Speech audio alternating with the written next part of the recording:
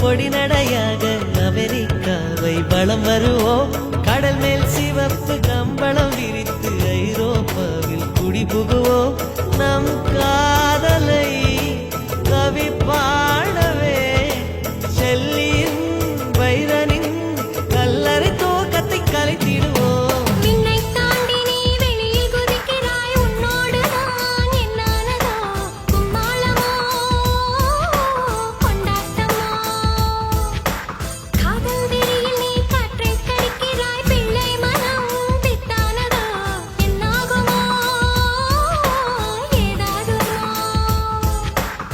வாடை காற்றுக்கு வயசாச்சு, வாழும் பூமிக்கு வயசாச்சு.